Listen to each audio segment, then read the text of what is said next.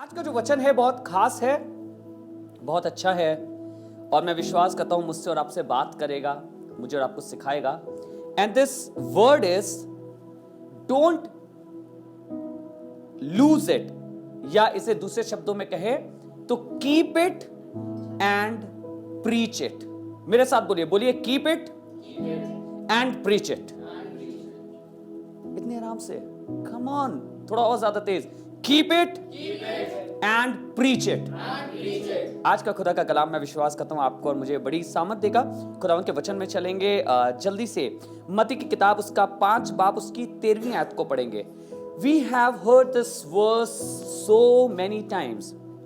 हमने इस कलाम को इतनी बार पढ़ा है। मैं गुज़रे दिनों में पढ़ रहा था and I was reading it and the word of God started speaking to मी।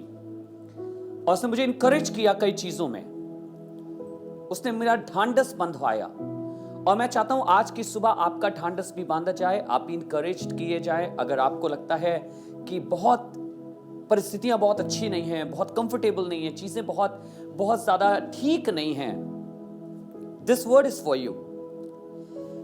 मत्ती 5 बाब उसकी 13वीं आयत क्या कहती है? लिखा है, तुम पृथ्वी के नमक हो। बाइबल कह रही है तुम पृथ्वी के नमक हो, परंतु यदि नमक का स्वाद बिगड़ जाए तो वो किस वस्तु से नमकीन किया जाता है? बाइबल कह रही है कि तुम पृथ्वी के नमक हो। खुदावंत का कलाम कह रहा है, खुदा बाप मुझसे और आपसे कह रहा है कि तुम पृथ्वी के नमक हो। Now we all know that salt has a taste, है ना? सॉल्ट के पास एक टेस्ट होता है, हम लोग उसे क्या कहते हैं? नमकीन, सॉल्टीनेस। उसका एक टेस्ट होता है। जब मैं और आप किसी खाने में डालते हैं तो जो बिल्कुल बेस्वाद खाना होता है उसमें स्वाद आ जाता है। People can not cook food without it. लोगों के लिए बड़ा मुश्किल होता है बिना नमक का खाना खाना, and it is really difficult. उसी तरीके से खुदा बाप ने मेरे और आपके जीवन में एक फ्लेवर को रखा है। ध्यान से समझिएगा इसे। खुदा बाप कह रहा है तुम पृथ्वी के नमक हो। अब of course Jesus was not talking about जो नमक होता है, वो इसके कहने का ये मतलब नहीं था तुम वो वाले नमक हो, पर उसके कहने का मतलब ये था कि एक स्वाद है जिसको तुम्हारे अंदर रखा गया है। There is a flavour that we all contain. Every believer, everybody in Christ, we all have a flavour. हम सब के अंदर एक स्वाद है। तभी तो लोग आपके साथ रहना अच्छा पसंद करते हैं, आपसे बात करना पसंद करते हैं। कई बार लोग निराश होते हैं तो आपके पास आ जाते हैं, कहते हैं आपसे मिलके कुछ बात कर लेंगे। You know, because you have that flavour. आपके अंदर वो एक स्वाद है। अब आपको बताऊं ये बात यीशु मसीह ने कब कही। यीशु मसीह अपने चेलों से बात कर रहा था। इससे ऊपर वाले आयतों में एक आयत ऊपर ही अपने चेलों से बात कर रहा था। और यीशु मसीह अपने चेलों से बात करते करते उनसे परसिक्यूशन या सताव की बात करने लगा कि मगन होना जब लोग मेरे कारण, मेरे नाम के कारण तुम्हारी निंदा करें, तुम्हें सताएं।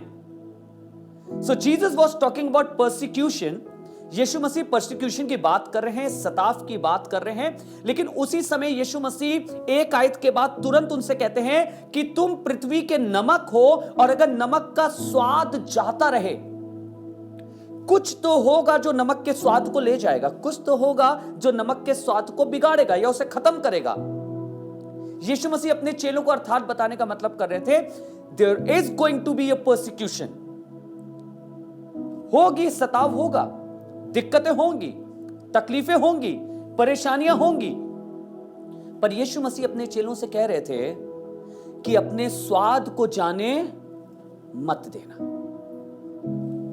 You know what happens? आपको मालूम है क्या होता है? जब मैं और आप खुदावंद के कलाम को पढ़ते हैं, जब मैं और आप उसे देखते हैं, तो मैं और आप जान पाते हैं कि there are few people in Bible जिनको समस्याओं ने या मुश्किलातों ने बदल दिया, उनके स्वाद को बदल दिया। और कुछ लोग ऐसे हैं जिनके स्वाद को कोई भी परिस्थिति बदल नहीं पाई। आज मैं आपसे कहना चाहता हूं, आप में से हर एक जवान आप में से हर एक जन जो यहाँ पे बैठा है, हर एक खुदा का जन और वो विश्वासी जो यहाँ पर है, मैं आपको बताना चाहता हूँ, God has kept a flavour inside you. एक फ्लेवर है जिससे लोग आकर्षित होते हैं। जब प्रभु ने चर्च को बनाया तो खुदा बाप ने चर्च को बिल्कुल ऐसा नहीं दिया कि परमेश्वर ने सब सारे म्यूजिशियंस ही दे दिए हो चर्च में। आपने कभी ऐसा देखा है?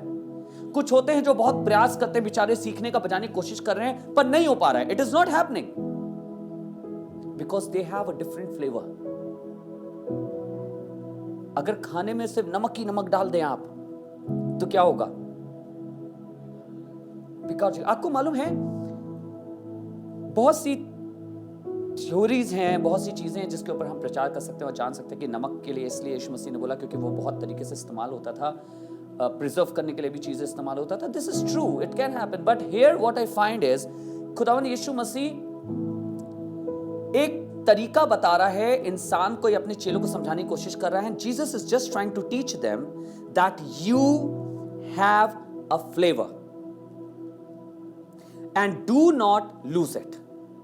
तुम्हारे अंदर एक स्वाद है और उसे छोड़ो नहीं। सुनेगा मत्ती 5:13 में उसने कहा। उसके बाद चेले सेवकाई में रहे, उसके बाद चेले बहुत सी चीजें आपको मालूम है, यीशु मसीह जब चले गए तो चेलों ने प्रचार करना चालू किया। Then something started happening. आपको मालूम है क्या हुआ?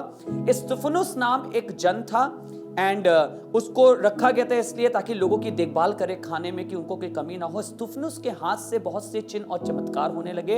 He was full of Holi spirit. और उसके बाद स्तिफनुस को पथरवा करके मार दिया गया। स्तिफनुस की मृत्यु के बाद एक बड़ा सताव चालू हुआ कलीसिया के ऊपर, चर्च के लोगों के ऊपर। और हुआ कुछ ऐसा कि अपोस्टल्स को छोड़कर, जो 12 अपोस्टल्स थे उन्हें छोड़कर बाकी जितने सेवक थे, जितने लोग थे, जितने विश्वासी थे, बाद में लिखा है वो सब चितर वितर हो गए। Acts chapter 8 and verse 4। Acts chapter 8 and verse 4। प्रेरितों के काम की किताब 8 बाब उसकी 4थे आयत में देखिए क्या लिखा है। अब हुआ यह कि वो चितर बितर हो गए या वो इधर उधर चले गए, सब लोग इधर उधर उनको जाना पड़ा। क्यों? क्योंकि उस जगह पे सताव होने लगा था। There was persecution happening. उनको वहां से निकलना पड़ा।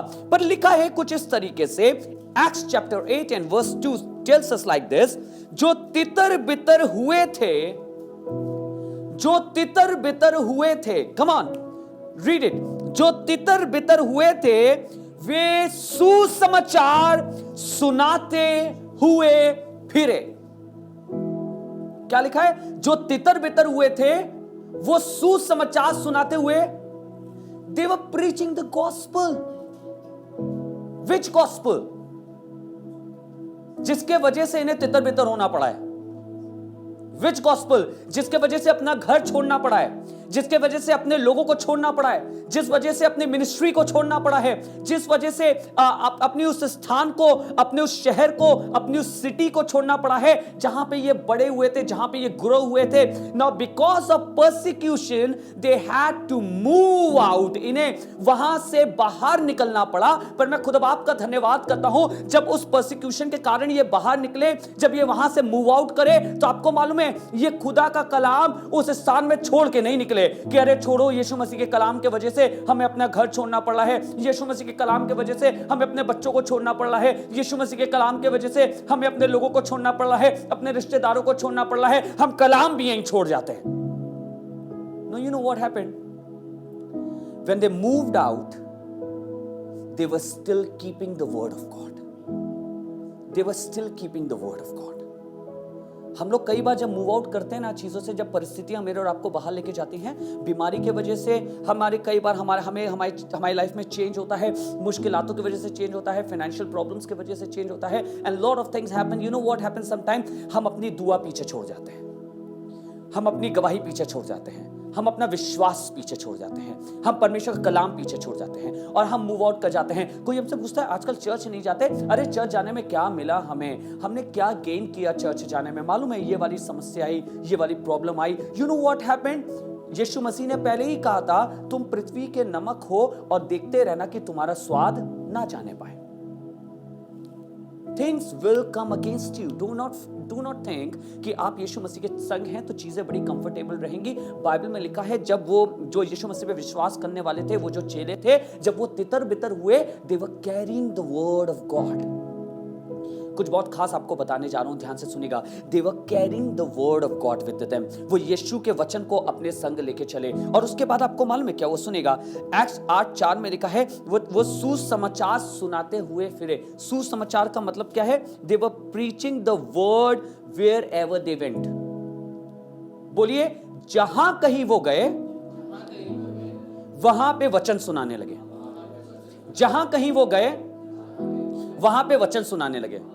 मुझे नहीं मालूम आपकी समस्याएं, आपके सर्कमस्टेंसेस, आपकी सिचुएशन या मेरी सिचुएशन वो मुझे कहां लीड करेंगी। मेरी बीमारी मुझे कहां लीड करेगी। शायद किसी छोटी चीज से चालू हुई हो पर मुझे लीड करे अस्पताल में। शायद कोई छोटी सी बात चालू हुई हो पर मुझे लीड करे बंदी गृह में। शायद कोई छोटी सी बात चालू हुई हो पर वो मुझे लीड करे बड़ी तकलीफ वाली जगह पर एक सवाल आपसे पूछना चाहता हूं, what are you going to do on that place, जहां पे वो आपको लीड करके ले जा रहा है? आप क्या करेंगे? वचन में लिखा है कि जब इनको लीड करा सर्कमस्टेंसेस ने, सिचुएशंस ने इनके घर छोड़ने पे मजबूर करा, इनके लोगों को छोड़ने पे मजबूर करा, इनके शहर को छोड़ने पे मजबूर करा। ये कंगाल हो गए, इनके पास कुछ नहीं रहा था। बाइबल में लिखा ये वहां गए and they started preaching the word of God right over there. क्या आपकी समस्या आपको अंधकार में ले जा रही है? मैं आपको बताऊं, अपने अंधकार में प्रचार करना चालू कर दो। क्या आपकी समस्या आपको कमजोरी में ले जा रही है? मैं आपको बताऊं, अपनी कमजोरी में प्रचार करना चालू कर दो। क्या आपकी बीमारी आपको बड़े कष्ट में ले जा रही है? अपने उसी कष्ट में यीशु के नाम से प्रचार करना चालू कर दीजिए। Start preaching the gospel right over there in the darkness. Do not wait for the light. चीजें अच्छी होंगी तो करूंगा, माहौल अच्छा होगा तो करूंगा, जब कोई टोकने वाला नहीं होगा तो करूंगा। Whatever it is, wherever the situation is leading you, I want to tell you, start preaching the gospel right over there. Start declaring the word of God right over there. अगर आप बहुत दिन से बीमारी में हैं और आपकी बीमारी आपको एक ऐसी सिचुएशन पे लाई है, एक अंधकार में लाई है, एक डिप्रेशन में लाई है, एक परेशानी में लाई है, एक कष्ट में लाई है, आपको बताना चाहता हूं, उस कष्ट में यीशु के नाम का प्रचार करना चालू करो। Start preaching Jesus right over there. Yeshu का प्रचार वहां करना चालू करिए। अगर आपकी गरीबी आपको एक ऐसे स्थान में लाई है जहां आपके पास खाने के लिए भी नहीं है, आपको यह सोचना पड़ रहा है आज मेरे दोपहर का खाना कहां से बनेगा, आज मेरे शाम का खाना कहां से बनेगा, परमेश्वर के वचन को उसी परिस्थिति में डिक्लेयर करना चालू कर दीजिए।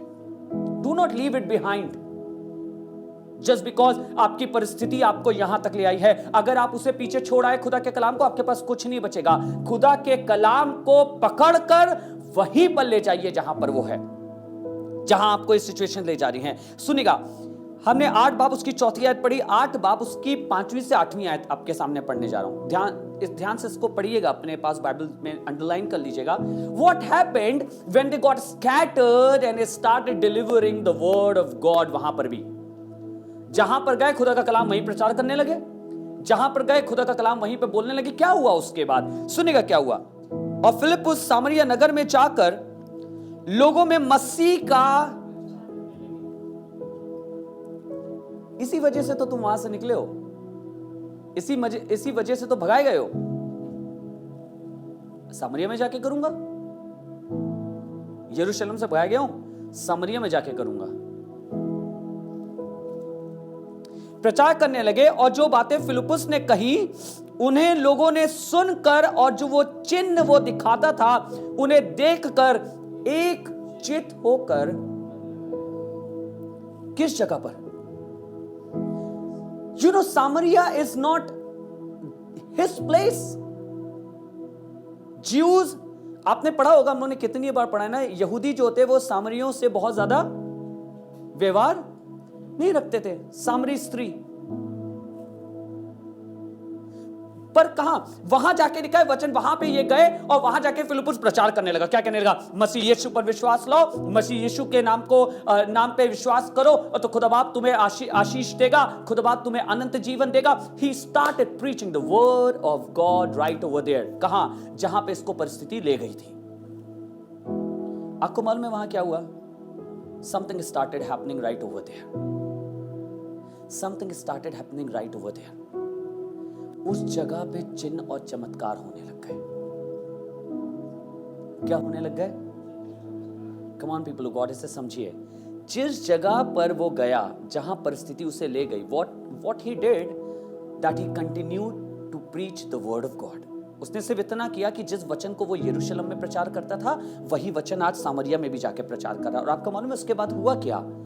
चिन्ह और चमत्कार सामरिया में होने लग गए। आगे क्या लिखा है? क्योंकि बहुतों में से अशुद्ध आत्माएं बड़े शब्द से चिल्लाती हुई निकल गईं और बहुत से झोले के मारे हुए और लंगड़े भी अच्छे किए गए और उस नगर में बड़ा आनंद। एक जगह से भगाए गए, मिनिस्ट्री नहीं करोगे, भाग गए, वचन लेके साथ गए, जिस जगह पे परिस्थिति ने इन्हें रखा वहां पे समाचार सुनाना चालू करा और वो इनकी मिनिस्ट्री की जगह बन गई। Can you imagine that? Can you imagine that church? में लिखा जहां पर फिलिप्पुस गया वहीं पे खुदा बाप ने उसके लिए काम करना चालू कर दिया। मैं आपको बताना चाहता हूं, आप कहीं पर भी जाते हो, आप कहीं पर भी हो, keep it and preach it. उस विश्वास को रख के जाओ। भाइयों बता रहा हूं, उस विश्वास को रख के जाओ, उस चीज को रख कर जाओ। Keep it and preach it. उत्पत्ति उसका 40 बाब उसकी 6, 7, 8 आयत को मैं आपके सामने पढ़ूंगा। कुछ इस तरह से लिखा है। यह कहानी आपको मालूम है किसकी? यूसुफ की। किसकी है? यूसुफ की है। Now we all know the story of Joseph, है ना? मालूम है ना हमें जोसेफ की कहानी। जोसेफ ने एक दर्शन देखा, अपने भाइयों को बताया, उससे शेयर किया। उसके भाई उससे नफरत करने लगे, जलन रखने लगे। उसके भाइयों ने कैसे उसे गड्ढे में फेंका, उसके बाप को जाके बताया कि तेरा बेटा मर गया। उसके बाद उन्होंने उसे बेच दिया, वो मिस्र पे पहुंच गया। So things were not good with Joseph, but there is something else that happened. Yusuf के लिए बहुत कुछ अच्छा नहीं था, क्योंकि कैसे कैसे उसके जीवन में घटा है। खुद ही खुदा बाप ने स्वप्न दिखाया। कौन सा यूसुफ ने बोला है स्वप्न देखना है? क्या यूसुफ ने आपने कहीं पढ़ा बोला कि मुझे आज एक स्वप्न देखना है परमेश्वर, या मुझे मेरे भाइयों से ऊपर कर दे, मेरे लिए कुछ ऐसा कर दे? Nothing happened, it's just God. परमेश्वर ने खुद ही कहा मैं ऐसा करूंगा, उसने खुद ही दिखाया मैं ऐसा करूंगा। अब लिखा है 40 उसकी 6 आयत से मैं पढ़ा हूं। अब हुआ ये, आपको इसकी कहानी पता होगी। ये पोतीफर के घर में था। पोतीफर की बीवी ने चाहा कि ये गलत काम करे, ये वहां से भागा, इसका कपड़ा पकड़ लिया गया। पोतीफर की बीवी ने इस पे गलत इल्जाम लगाया, इसको पकड़ के जेल खाने में डाला गया। जेल खाने का जो दरोगा था, परमेश्वर ने उसके अनुग्रह को इसके प्रति कर दिया, तो दरोगा ने इसको एज अ मॉनिटर बना दिया सबके ऊपर, सारे जो कैदी रहते थे उनके ऊपर। So he started monitoring those people. वहां पे भी जाके सोचिए इतनी बरकत कि became like a monitor over there. अब लिखा है यूसुफ जब अंदर आया, बिहान को जब यूसुफ उनके पास आया, 2 राजा को सर्व करने वाले 2 लोग बंदी गृह में आए थे। आपको मालूम है कौन कौन थे? एक कौन था? पिलाने हारा, इसका मतलब जो पिलाया करता था उसे, जो दाखरस पिलाया करता था या जो भी वो सर्व करता था, कप बेयरर। दूसरा कौन था? कुक, खिलाने वाला। इन दोनों को राजा ने गुस्से होकर बंदी गृह में डाला था। बंदी गृह में ये गए। अब ये वहां पे यूसुफ एक मॉनिटर है या एक इंचार्ज है, और यहां पे ये भी गए। यूसुफ आया तो यूसुफ ने देखा ये दोनों थोड़े परेशान हैं, ये दोनों जन। अब याद रखिएगा यूसुफ कहां पर है? कहां पर? आलीशान जगह नहीं है। यूसुफ इस समय जेल में है। परिस्थितियां उसे कहां लाई हैं? जेल के अंदर। चीजें उसे कहां लाई हैं? जेल के अंदर। क्या लिखा है? बिहान को जब यूसुफ उसके पास अंदर गया, तब उन पर दृष्टि की तो क्या देखा कि वे उदास हैं। लोगों को देखा, उन दोनों को, कि वो उदास हैं। सो उसने फिरौन के उन हाकिमों से जो उसके साथ उनके स्वामी के घर में बंदीगृह में थे पूछा कि आज तुम्हारे मुंह क्यों उदास हैं? उन्होंने उससे कहा, हम दोनों ने स्वप्न देखा है और उनके फल का बताने वाला कोई भी नहीं। यूसुफ ने उनसे कहा, क्या सपनों का फल कहना परमेश्वर का काम नहीं? मुझे अपना अपना स्वप्न बताओ। तो दोनों ने अपने अपने स्वप्न बताए। स्वप्न में एक में यह था कि एक राजा, जब उनका अर्थ निकाला यूसुफ ने, तो अर्थ यह था कि एक रिस्टोर हो जाएगा अपनी जगह पे जहां पे वो था, और दूसरे का सर काट डाला जाएगा। दोनों को बताया गया। अब दोनों वहां पहुंचे और उनके संग बिल्कुल ऐसे ही हुआ। कुछ दिनों बाद राजा ने उन दोनों को, जो एक था पिलाने वाला था उसको रिस्टोर कर दिया, जो खाने वाला था उसका सर काट दिया गया। 37 और 40, जेनेसिस 41 9 to 13 पहले आपके लिए पढ़ रहा हूं, फिर 37 to 40 पढ़ूंगा। उत्पत्ति 41वां बाब 9 से 13 आयत में क्या लिखा है? जब पिलाने हारे का प्रधान फिरौन से बोल उठा। अब हुआ क्या? जब पिलाने वाले ने देखा कि जैसा यूसुफ ने कहा था बिल्कुल वैसे ही हमारे संग घटा है। यूसुफ कहां पे मदद कर रहे हो तुम लोगों की? बंदी गृह में। वहां पे भी जाके स्वप्नों का अर्थ बताते हो, तुम पहुंच जाते हो वहां पर। लिखा है वहां पे उसने मदद करी। उसके बाद लिखा है फिरौन ने एक सपने देखा और फिरौन बड़ा परेशान था कि इस सपने का बताने वाला कोई नहीं मिल रहा है। Nobody in my provision, या यहां पर कोई ऐसा नहीं है जहां पे कोई उसका स्वप्न बता सके, अर्थ बता सके। तो ये जो पिलाने वाला था, इसको याद आया कि यूसुफ ने मुझसे कहा था जब तुम रिस्टोर हो तो मुझे याद रखना। अब इसने क्या कहा? लिखा है जब पिलाने हारे का प्रधान फिरौन से बोल उठा कि मेरा अपराध आज मुझे स्मरण आया, जब फिरौन अपने दासों से क्रोधित हुआ था और मुझे और पकाने हारे के प्रधान को कैद करा के जल्लादों के प्रधान के घर में बंदीगृह में डाल दिया था, तब हम दोनों ने एक ही रात में अपने अपने होनहार के अनुसार स्वप्न देखा। और वहां हमारे साथ एक इब्री जवान था जो जल्दादी के प्रधान का दास था। सो हमने उसको बताया, उसने हमें स्वप्नों का फल हमसे कहा और हम में से एक एक के स्वप्न का फल बता दिया। और जैसा जैसा फल उसने हमसे कहा था वैसा ही हुआ भी। अर्थात मुझको तो मेरा पद फिर मिला, पर वह फांसी पर लटकाया गया। 37 से 40 आए तक। यह बात फिरौन और उसके सारे कर्मचारियों को अच्छी लगी। सो फिरौन ने अपने कर्मचारियों से कहा कि अब यूसुफ को बुलाया गया। यूसुफ ने आके फिरौन की सारी बातों का अर्थ बता दिया, फिरौन के स्वप्न का अर्थ बता दिया। अब वो लाइन आ रही है या वो आयत आ रही है जो मैं आपको बताना चाहता हूं। इस बात को सुनिएगा। 37 से 40 फिरौन को अर्थ बताया गया। फिरौन ने देखा कि हाँ, इसने जितने मेरे जो स्वप्न थे उसके अर्थ बताती है। एग्जैक्टली इसने उसे इंटरप्रेट कर दिया कि उसका अर्थ क्या है। आगे लिखा है तब बात फिरौन और उसके सारे कर्मचारियों को अच्छी लगी।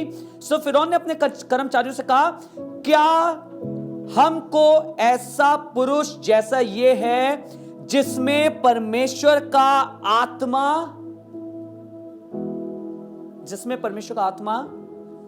रहता था, मिल सकता है? क्या लिखा है वहां पे? लिखा है जिसमें परमेश्वर का आत्मा वास करता है। परमेश्वर का आत्मा वास करता है। किस जगह पे वास कर रहा है परमेश्वर का आत्मा?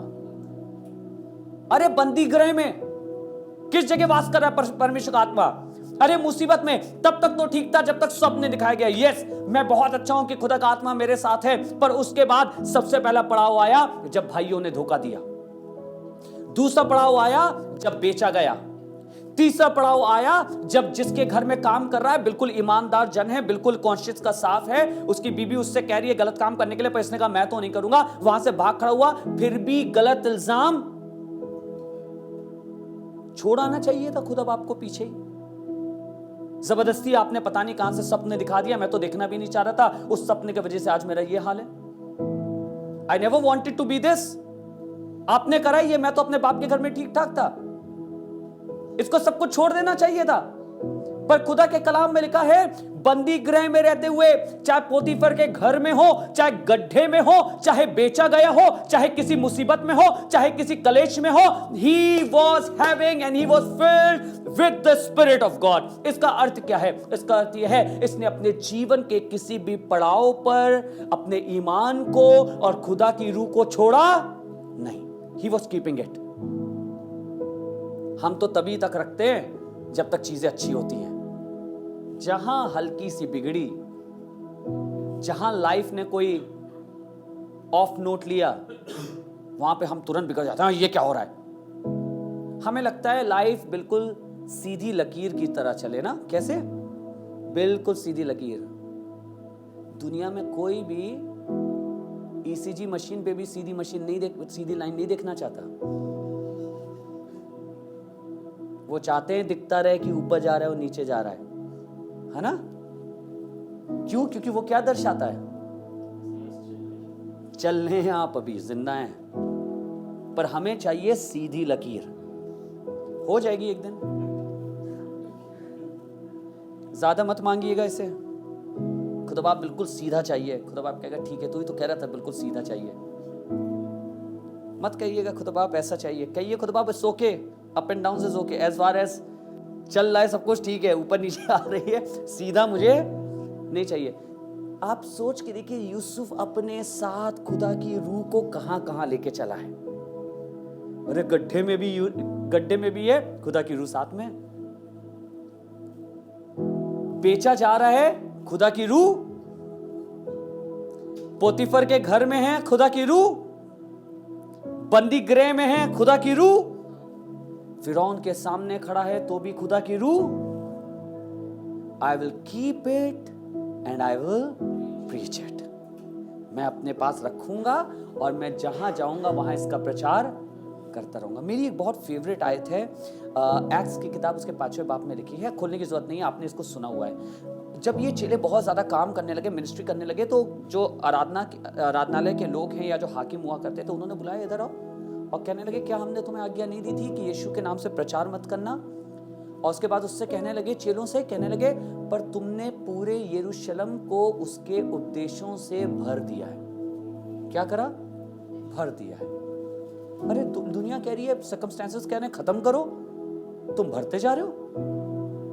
तुम्हें यहां भेजो तो वहां प्रचार करते हो। ये बिल्कुल ऐसा ही है जैसे हमारे बच्चों की तरह। उनको ड्राइंग बनाने का बड़ा शौक होता है ना, तो जहां जगह मिल जाए। आपने कॉपी नहीं दी तो टेबल नहीं दी तो दीवार नहीं दी तो अपने टिफिन ही कलर कर रहे, वो नहीं तो आपके घर के डिब्बे जमा कर रहे हैं। यहां तक कि जमीन पे आप देख रहे हैं कलर्स हो गए, आपको पता ही नहीं चलेगा कब हो गई है। आप थोड़े टाइम बाद अपना कोई कपड़ा पहनने जा रहे हैं, आप देखें उस पे कलर लगा हुआ है।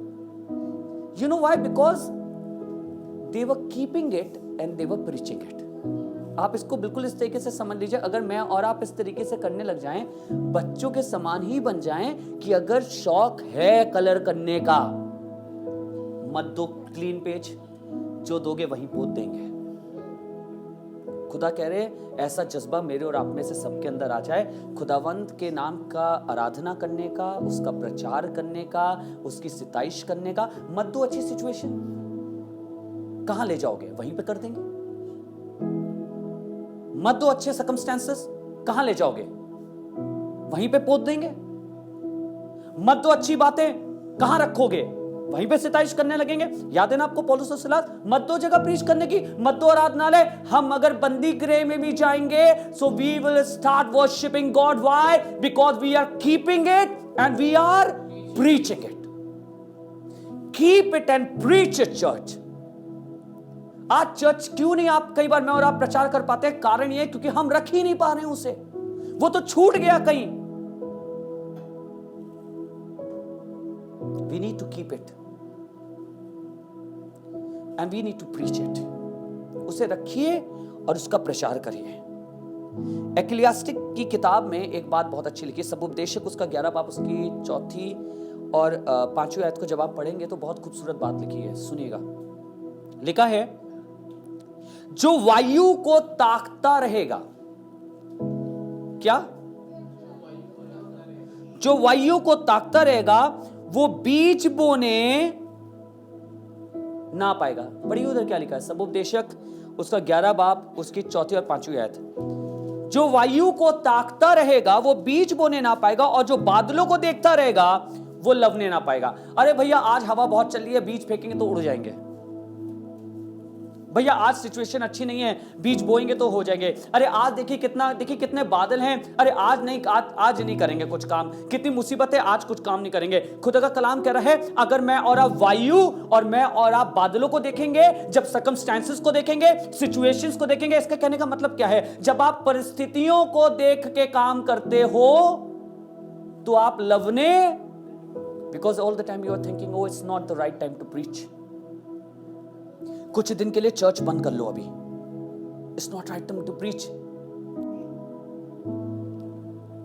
कुछ टाइम के लिए, आज बहुत दुख आ गया मेरे जीवन पे, कुछ टाइम के लिए, I still remember when my mom got expired, जिस दिन मेरी मम्मी प्रभु में सो गई, एक बहुत पहले से, उस समय चर्चेस कोरोना के वजह से बंद हुए थे, प्लेसेस बंद हुई थी, तो किसी ने मुझसे एक मेरे मित्र हैं, एक पास्टर हैं, उन्होंने मुझसे कहा था कि एक पर्टिकुलर डे आपको आके प्रचार करना है। And that particular day was the next day, जिस दिन एक दिन पहले मम्मी परमेश्वर में सो गई। और एक दिन पहले ये हुआ, नेक्स्ट दिन मुझे प्रीच करना था, तो उसको भी पता चला, उस भाई को भी पता चला, ही कॉल्ड मी और उसने मुझसे कहा कि अनिश भाई I am so sorry to hear, इसके बारे में मुझे पता चला कि ऐसा ऐसा हुआ है, एंड आई नो कि आप शायद अब आप कंफर्टेबल नहीं होंगे क्योंकि ऐसा हुआ है कल, so we are going to postpone it, या हम किसी और दिन हम अनाउंस कर दे रहे हैं, हम किसी और दिन बुलाएंगे। मुझे ऐसा लगा जैसे खुदा की रूह ने मुझसे कहा you still have to do it, doesn't matter, तुम्हें अभी भी ये करना है। मैंने उससे कहा, मैंने कहा नहीं मैं कल करूंगा, वो दैट वाज समथिंग जो मुझे करनी है सेवकाई। And the very next day I preached online. I know it was tough, मुझे मालूम है मुश्किल था, पर अगर मैं वायु को ताकता रहूंगा और बादलों को देखता रहूंगा तो लवने, जब तक मेरी परिस्थिति अच्छी ना हो तब तक मैं नहीं करूंगा, कभी नहीं होगी। क्योंकि आपका शत्रु तो चाहता ही है कि आप प्रचार करना बंद कर दें, आप आराधना करना बंद कर दें, आप सेवकाई करना बंद कर दें, आप स्तुति करना बंद कर दें। पर मैं आपसे बताना चाहता हूं, खुदा बाप ये चाहता है कि मैं और आप परिस्थितियों को ना देखें। तुम अपने बाप के घर में हो तो भी खुदा की सिताइश करो, तुम बेचे जाओ तो भी सिताइश करो, तुम बंदी गृह में जाओ तो भी सिताइश करो, तुम हाकिमों और राजाओं के सामने खड़े हो तो भी सिताइश करो, क्योंकि वायु और बादलों को मत देखो। Keep on doing your work. लिखा है जो वायु को ताकता रहेगा वो बीज बोने ना पाएगा, और जो बादलों को देखता रहेगा वो लवने ना पाएगा। जैसा तू वायु के चलने का मार्ग नहीं जानता और किसी रीति से गर्भवती के पेट में हड्डियां बढ़ती हैं, कैसे बढ़ती हैं, वैसे ही तू परमेश्वर का काम नहीं जानता जो सब कुछ कर सकता है। लिखा है, you don't know God's work, who is able to do everything. What God is able to do? क्या कर सकता है खुदा बाप? बेचे गए यूसुफ को उस देश का हाकिम बना सकता है। क्या कर सकता है खुदा बाप? आप जिस जगह फिलिप्पुस के मानंद डर के भाग के जाएंगे, आप जिस जगह पे आप चेंज करेंगे कि आप जाके वहां पे और आप खुदा का कलाम प्रचार करने देंगे, वो आपकी मिनिस्ट्री को वहीं पर बढ़ा देगा, उसी एक स्थान में। क्यों? क्योंकि आप उसे रख के अपने साथ गए हैं और आपने उसका प्रचार करना चालू किया है। मैं आपको बताना चाहता हूं, यीशु मसीह केवल भले दिनों में रखने वाली बात नहीं है और नाम नहीं है। यीशु मसीह वो नाम है जिसमें परिस्थिति कैसी भी होती जाए, आप अपनी जिंदगी के हर परिस्थिति में यीशु का नाम ले सकते हैं, उसे इस्तेमाल कर सकते हैं। खुदा का एक खादिम कहने लगा, एक आखिरी आयत बता के खत्म करूंगा। खुदा का खादिम कहने लगा, रोमियो 1 बाब उसकी 16वीं आयत में, रोमियो 1 बाब उसकी 16वीं आयत में खुदा का खादिम कहने लगा, और कुछ इस तरीके से कहने लगा, पौलुस कहने लगे, क्योंकि मैं सुसमाचार से नहीं लज्जाता। क्या मेरे साथ आप एक बार जोर से इस वाली लाइन को बोलेंगे? चलिए मैं और आप मिलकर बोलते हैं, क्योंकि मैं सुसमाचार से नहीं लज्जाता। आपको मालूम है इससे पहले कि ये बात करता कि ये किसके लिए उद्धार का कारण है, ये किन किन के लिए आशीष का कारण है, सबसे पहले पौलुस ने क्या बोला कि मैं नहीं लज्जाता। I am not ashamed of the gospel. I am not ashamed to carry it where I go. मुझे शर्म नहीं आती कि मैं हर परिस्थिति में इसे अपने संग लेके चलूं। मुझे शर्म नहीं आती कि मैं मुश्किलातों में भी इसे लेके चलूं। मुझे शर्म नहीं आती कि मैं बीमारियों में भी इसे लेके चलूं। मुझे शर्म नहीं आती कि मैं गरीबी में भी इसको लेके चलूं। मैं सुसमाचार से नहीं लज्जाता। और आपको मालूम है, यही कारण था कि पौलुस बंदी गृह में होने के बावजूद भी कलीसियाओं को खत लिखते थे। अगर वायु को देखते रहते, अगर बादलों को ताकते रहते, तो क्या वो सेवकाई करते रहते? अरे कहते जब तक था फ्री तब तक ठीक है, कर लिया, अब तो बंदी गृह में हूं, अब तो और चीजें मुश्किल हो गई हैं, I should stop doing it. I want to tell you, keep it and share it wherever you go. इसको रखिए, थामे रहिए, और जहां पे जिंदगी ले जाए, मुझे नहीं मालूम कहां ले जाएगी, अच्छी जगह ले जाएगी, बुरी जगह रखेगी, परिस्थितियां बदलती रहती हैं, सर्कमस्टेंसेस बदलते रहते हैं, एक जैसे किसी भी इंसान के कभी नहीं होते, पर जहां पर भी ले जाए, start preaching your Jesus over there. जहां ले जाए, start preaching your Jesus over there. तुम जहां मौजूद हो ना, अपने यीशु का नाम का प्रचार करने लगना। बीमारी में ले जाए, प्रचार करते रहना। दिक्कत में ले जाए, प्रचार करते रहना। परेशानी में ले जाए, प्रचार करते रहना। जॉब है, प्रचार करते रहना। जॉब नहीं है, प्रचार करते रहना। खुशी है, प्रचार करते रहना। दुख है, प्रचार करते रहना। जो कुछ हो, आपकी जिंदगी जहां पर भी जारी हो, कीप ऑन प्रीचिंग जीसस।